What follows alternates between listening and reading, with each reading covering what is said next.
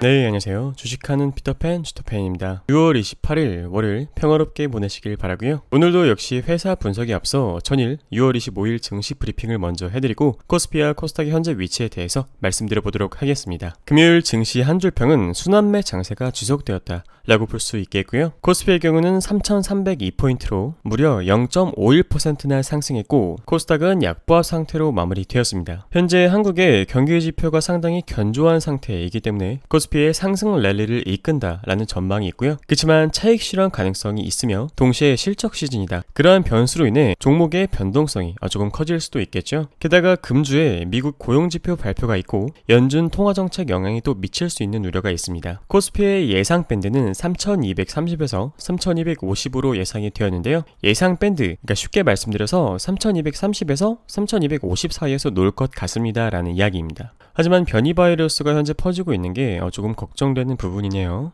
금요일날 강세였던 업종으로는 해운 그리고 손해보험 쪽이 강했고요. 시가총액 상위 종목은 혼조세를 나타냈습니다. 네, 강했던 업종으로는 아까 말씀드린 것처럼 해운, 손해보험 쪽이 강했고 무역까지 강했던 모습을 보여주었고요. 약했던 업종으로는 미디어, 제약, 에너지 장비 쪽이 있었습니다. 수급 동향을 보시면 외국인과 기관이 아주 많이 매수를 해주었는데요. 특히 코스피에서는 외인이 2,451억, 기관이 무려 5,885억이나 매수를 해주었습니다. 반면에 개인분들은 어느 정도 차익 실현을 하셨고요. 코스닥에서는 외인이 사주고 기관이 팔고 개인분들이 또 파는 모습을 보여주었네요.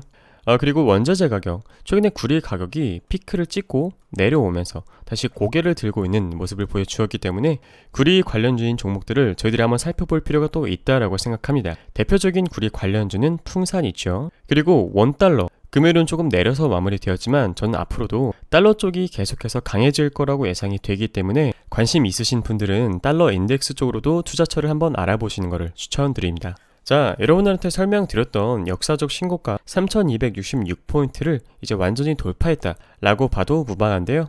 개인적으로는 한 번에 확 치고 올라가는 그런 움직임보다 지금 그냥 이 구간에서 살살 움직이기만 해줘도 멀리까지 길게 치고 나갈 수 있으니까 그런 그림이 나오기를 개인적으로 바라고요.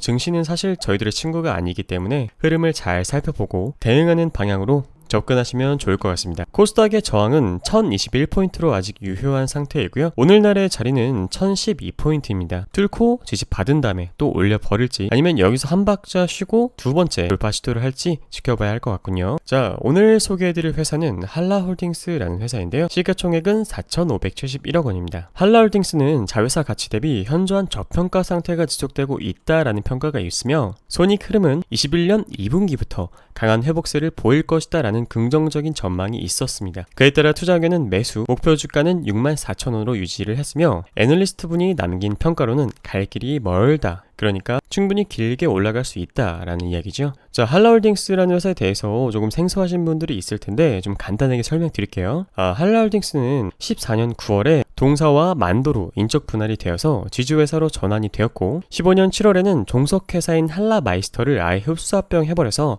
사업 지주회사로 전환한 그런 회사입니다. 자, 한라홀딩스가 무엇을 하는 회사인지 또 간단하게 소개를 드려봐야겠죠. 현대모비스랑 전략적 제휴를 통해 제동, 조향, 현가, 전장 및 공조장치 관련 5만여 품목의 자동차 보수용 부품을 취급하고요. 글로벌 자동차 부품 제조회사의 수입자 부품을 직수입하여 합리적인 가격으로 유통하고 있습니다. 마지막으로는 자동차 부품 애프터마켓의 리딩 브랜드로 성장 중인 회사입니다. 아까 첫 번째 키워드였던 자회사 가치 대비 현저한 저평가 상태가 지속된다. 자세히 살펴보시면 최근 자동차 부품 업체들의 상승 랠리에도 불구하고 한라홀딩스의 기업 가치는 현저하게 저평가되어 있다라는 이야기인데요. 특히 주요 계열사의 만도의 지분 가치는 무려 9,400억 원에 달하고 있고 그 외 최근 펀더멘털이 급격하게 개선되고 있는 자체 사업 부문의 사업까지 감안하면 현존 저평가 상대로 판단이 된다라고 하네요. 이 그림을 보시면 여러분들도 아시겠지만 만도의 지분 가치 그리고 한라홀딩스의 시가총액 추이를 비교한 그래프입니다. 20년 3분기 이후에 만도 지분가치 대비 괴리율이 아주 극대화돼 버렸죠. 한 여기서부터 차이가 이렇게 벌어지기 시작하더니 걷잡을 수 없이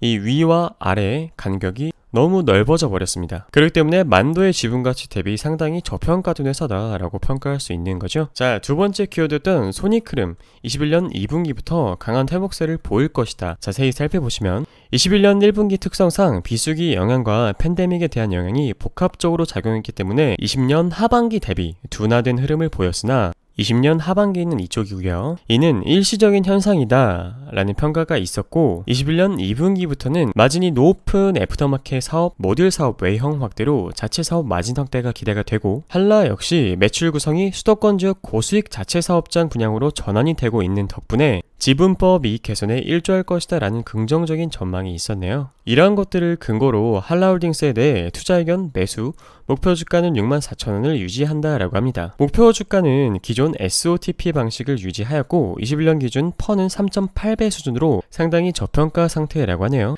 현재 이동성 확대 그리고 반도체 공급 차질 우려가 감소세를 또 보여주고 있는 덕분에 한라홀딩스와 만도 주력 고객사들의 판매도 크게 성장세를 띠고 있어 기업 가치 상승을 기대해 볼 만하다라고 합니다. 한라의 SOTP 밸류에이션은 다음과 같으니 참고하시길 바라고요. 혹시 SOTP 밸류에이션이 뭔지 간단하게 설명드리면 LG화학이나 한라홀딩스처럼 멀티플이 상이한 사업을 두루 가지고 있는 사업체의 경우에는 일괄적인 멀티플을 부여해버리면 가치평가에 오류가 발생할 수 있겠죠. 그렇기 때문에 사업별로 설득력 있는 가치를 부여하여 적정 가치를 평가하게 되면 가치평가의 정교함이 당연히 높아지게 됩니다. 그러므로 SOTP 밸류에이션을 쓰게 되는 거죠. 자, 마지막으로 한라홀딩스의 월, 주, 일봉 차트를 살펴보시도록 하겠습니다. 증권사 목표가는 64,000원으로 오늘날의 자리부터 플러스 38% 정도 되는 자리이고요. 월봉 이동평균선은 현재 정배열 상태로 추세가 상당히 견조하게 진행되고 있다라고 볼 수 있겠습니다. 개인적으로 안전하게 주식을 하려면 저는 추세 매매를 하는 게 좋다라고 생각하고 있는데, 추세 매매라는 것은 주식이 이렇게 상승 추세를 보여주려고 할 때 그런 차트에서 거래를 하는 것, 바로 그것이 추세 매매이고, 월봉과 이동평균선이 정배열 상태로 있을 때 그런 종목을 매수하고 매도하시는 것이 바로 추세 매매입니다. 당연히 하락 추세에서 반등해서 매수하고 조금 올라갈 때 파는 것보다 상승 추세에서 이렇게 눌릴 때 매수하는 게 훨씬 더 안정적이고 그리고 긴 수익을 끌고 갈 수 있는 방법 중에 하나겠죠. 자, 그리고 여기 보이시는 파랑 색깔 선이 외부에서 발생한 추세선인데요. 이 외부에서 발생한 추세선은 실질적으로 저항의 역할을 했습니다. 그 근거로 여기서 한번 주가를 아래쪽으로 밀었고, 여기서도 한번 작용을 해서 주가를 아래쪽으로 밀었죠. 그렇다는 것은 한라홀딩스는 이 파란 색깔 외부 추세선은 무조건 깨고 올라가서 지지를 받아줘야 그 이상 증권사 목표까지 도달할 수 있다라는 이야기입니다. 자, 다음으로 주봉을 살펴보시면 주봉 이동평균선 또한 정배열 상태, 그러니까 월봉과 주봉의 이동평균선이 정배열 상태면 일단 추세 매매의 기본이 되어 있는 겁니다. 저는 개인적으로 이러한 종목에서 매매하는 거를 상당히 좋아하는데요. 여러분들도 거래를 하시기 전에 이동평균선이 확실히 정배열 상태로 깔려있는 종목을 찾으신 다음에 그 회사가 어떤 회사인지 잘 체크해 보시고 비전이 있는지 없는지 고려해 보신 다음에 매수하면 확실히 거래를 하실 때 성공하실 확률이 크게 높아질 거라고 말씀드릴 수 있겠네요. 자, 주봉상 단기 저항을 봤을 때 1차 단기 저항은 51,500원이고요. 이 51,500원을 근거로 잡은 이유는 아까 말씀드렸던 외부에서 발생한 추세선과 겹치는, 그리고 전고점과 겹치는 그러한 구간이기 때문에 단기 저항을 51,500원으로 잡았고,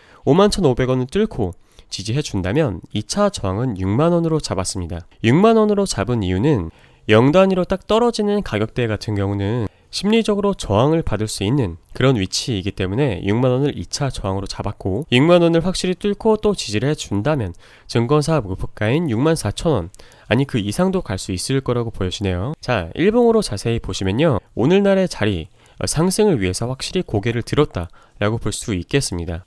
올랐다고는 해도 플러스 5.84%, 그렇게 크게 부담스러운 가격대는 또 아니기 때문에 저는 개인적으로 분할해서 진입할 만하다 라고 보여지고, 진입에 대한 근거로는 전 거래일, 그러니까 금요일날 외국인과 기관에 실질적인 큰 수급이 있었기 때문입니다. 기관과 외인이 들어와주기 시작했기 때문에 긍정적으로 보고 있으며, 월봉과 주봉의 이동평균선이 정배열로 잘 잡혀있기 때문에 한라홀딩스 차트는 상당히 준수하다라고 볼 수 있겠네요. 자, 오늘의 간단한 결론입니다. 한라홀딩스는 자회사 대비 현존 저평가 상태인 회사입니다. 한 달 내내 외국인이 지속적으로 매수한 회사이며 근래 기관의 수급이 또 포착이 되었죠. 마지막으로 시가총액 4,838억원임을 고려해봤을 때 중장기 스윙을 하실 분들에게 적합한 종목이라고 여겨집니다.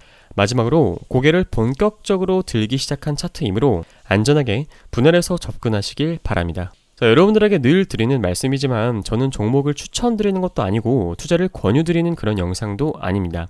다만 열심히 일하시느라 가정을 돌보시느라 자료를 찾아보실 시간이 조금 부족하신, 혹은 건전한 종목을 찾는 것이 조금 어려우신 분들을 위한 분석 영상이고요. 주식은 항상 대응하는 것이 중요하기 때문에 나누어서 사고 나누어서 파는 방식으로 늘 안전하게 투자하시길 바랍니다. 자, 오늘 여러분들과 함께한 기업 공부가 도움이 되셨다면 구독, 좋아요, 알림 설정은 저에게 큰 힘이 되니까요. 꼭 부탁드리겠습니다. 감사합니다.